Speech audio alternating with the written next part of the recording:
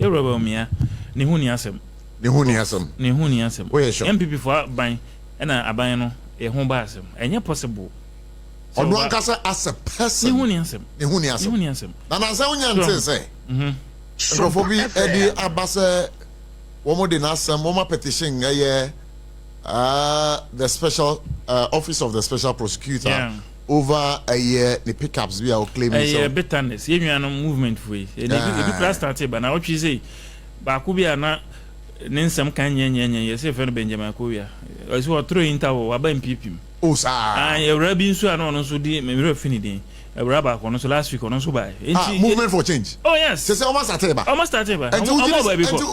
na mama ma chief Alan happy 70th baby and we di 70 years Alan Chramatian di 70 years or no we di minister 16 years and ambassador or Kofi honorably when if you be mkra wa bobra from hanipa saying prof any benyo opportunity 16 good years of continuous service to the country through his party ayaba power now hold on bono so Kofi enti so Kofi but that na say o kana sa wa bra member achonya botre o kana sa wa bra nanado e be di ade no we di mfie sen no the make can say Allah no say because some so mode mo ho for change na or dey akodu no say being realistic koda so MPP no opre koda so chance or NDC mo no opera koda so chance anti movement for change ni dey na better than the movement for change are you correct piano shada debi o but less than 0.3% o say time no a movement say some political party and no na better than the party e be shi usu akesha uma enti se wanya 30,000 mikrum kono ngokora MPP nya vote search na ona boala nchiremati enti kwa bana be so dey we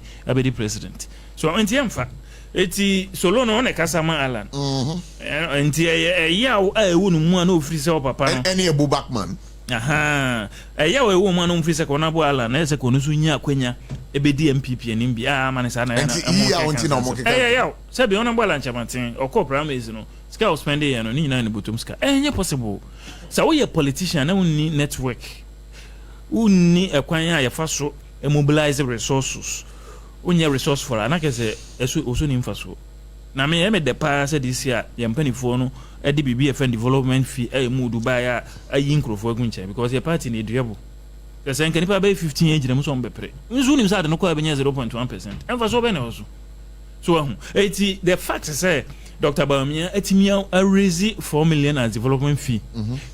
Branch Ampo etimia raise 4 million as development fee. SOMPA Onabo kan etimia raising chese nyina yo mbotom sika. They have business people behind them. Ebi wa Brichiri, ebi wa Ghana.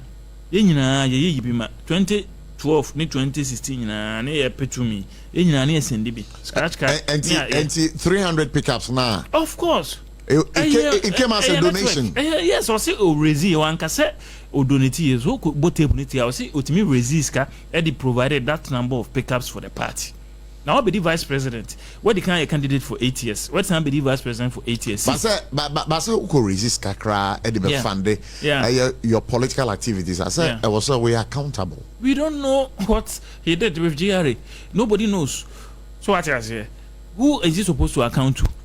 So BSC kan nyina eno nya abanjuma de nyina ba bi eti ebu hu konta auditors have come ndisi fo ba bi auditor fo na mo onko fa ban sika eti oni obi ani accountable so what you say prof eti ye na resourcefulness and we leverage e dey raise ska aboa campaign a ye be ko the same thing Dr. Bawumia nko abutum ska anye obetran fi every day bi abako no fi ne office ne ehwayema efi nso sa nipa na e ba na ye den bi wa be donate ska e dey aboa ni dwumadi ne odi no eti en na kire sampa wo network a se fata se the party no franka no e hye wonsa na kutuma party no because edu de den you have the ability to mobilize resources for the purposes of prosecuting the campaign of their party so when ni sa quality na obetimi da mobilize sika na ntina me say me de no say omu raise sika no because say won be president a obeko outside. Unfortunately, you're gonna beyond aid no. It's on paper, we've not be able to implement it. That's tape no. What can I say? I personally donated. No, or say through fundraising efforts. Say what producers bit my bomb. Use the word raise. Look for the tape for me. Yeah. Or raise won't say one. Prof. 80 no kwanso no. President Mahama ba wako Japan. Okwa yeso onye bibi kakraba. Eno amatese de beye kumase kwan bi. Ni nyina ye nti so ni good networking skills, only good lobbying skills president in Francis Oben. It is solo telling us, on a watch Alan Martin to mean resist and talk surrender pickers. A money movement for change, and my year campaign and movement, the party but almost and their constituency be any pick up back home the campaign and not party no munya, and then for seven for so be as you said, Dr. Bawumia or Bapro Ewon Cran. Yeah. Now, what is your view on this particular one? And Obia Obahabia Bisano, the current leadership of the party, Sena Uno, nationally. You see, I'm on your same head, I was NDC for Molusu election twice. Omolusu, they didn't blame their leadership. And say, don't catch you, Babiana, you who so invincible, but I know, well, lose election several times since he became general secretary. A quiet, a Bishan Quenchiano, we are seeing her over 80 ruling parties and a lose power. Christian Democrats, German Omulusu, Oko Yuka, conservatives Omulusu, no matter power 14 years. And almost lost no, nay record. Free say democracy, by English, a bruchere, Omulusu Sada. I said, Oko America, the Democrats also lost. So what I say, Intina COVID, actually, I want here, you better say inflation, groceries, they are cost. It only compares to the Great Depression of the 1930s. So back to the question. Back to the question. The current leadership of your party, nationally, no. Because nenye omo na nkebeti mam ye winning election na ye bibia. But debut. Sir, mo koyi eye the leadership of your party nationally. Yeah. Omo mandate then. Of course, to run the party to efficiently, effectively, to run the party and ultimately resulting into what? Ultimately resulting. Parties where we are seeing in 80 watching and they lose elections. When you know you good party managers.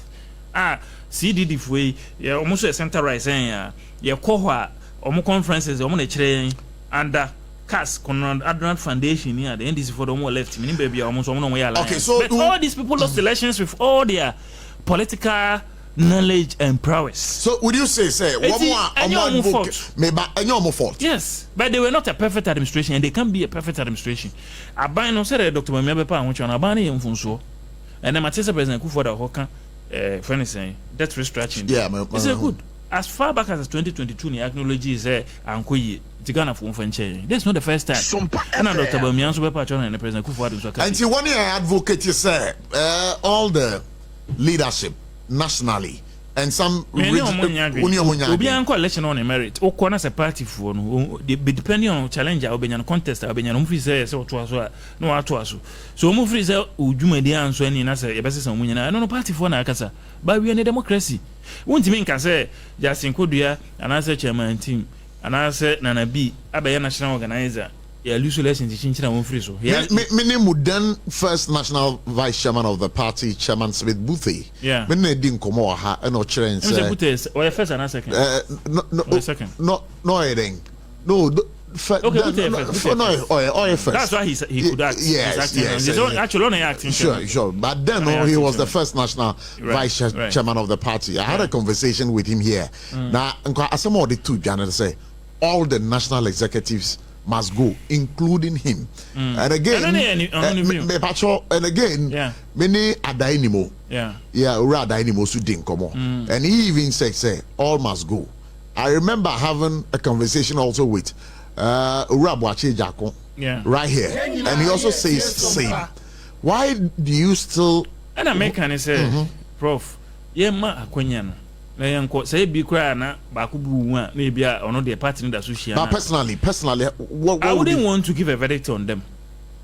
So I say I wouldn't want to give a verdict because when challenges me come home be and I be executives ni na no baako na me no bi wo mu a omo ya de pa na so mu nyina kwa kan nyame the me generalization until I say yen hwe obia on a merit nyame na me better na ka say executive A and executive B onko nyame adom edin e ba no very encouraging ona abubu acheja akudi aba for chairman your board do aba for chairman this week ram hunana kom ya fly me nim say no kra anopa me ba mahu me amma me esle usu de for first vice general secretary hu ona buku kufu ya hu ajuantwi very exciting name it is omoba Now so no be face na se party for na umbeto aba no ye delegates a umbeko national delegates conference akoto aba na kase adada for yesrem dem ye no ye ne anye hu ntemo ntwe mo na we mumra so be it. I'm a bit careful because you hu be that 2024 you lose elections ni bre ba party nim omo incumbents na lose 2024 is just around the corner.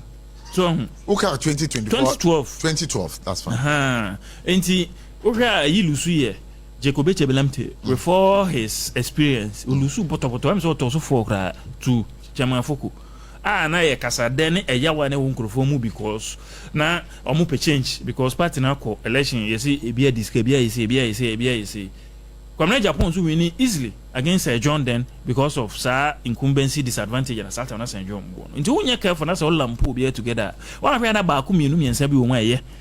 Now what call Lusu and also in addition to Enebano. In MPP they will believe in competition. Me personally, from where I sit, Justin Kudia, I see him as the last man standing. And say we party for a money, a positive results when we elections are. I'll be very happy because because me personally, amongst the lot, you know. I can see him standing up because why I don't generalize. Because say I know say who share the cost of party no more. Chairman BBA so and the guy is getting too tired. So why should I come and say Empress later now so be but they be more how so of course say I know the party for no better they know MPP delegates are very smart. Afibia say national elections so say presidential primary so but be a party the person work on uchu time prof it doesn't matter whether the system is supporting the person or not. It's not about the ube we are and I say anti rigging. I guess one himself very now cover property be now on the anti rigging but one and debut debut or say woman na woman ni na woman propaganda for to computer be oba bia omo de be check bibia na bibia nsi electoral commission for na ebe ye aso mo drones ni niam omo de be sticker no mo de abo eyi ho puppet ho na omo twa betu social media na nipa ba ku gina ho sa na sa de say anka Dr.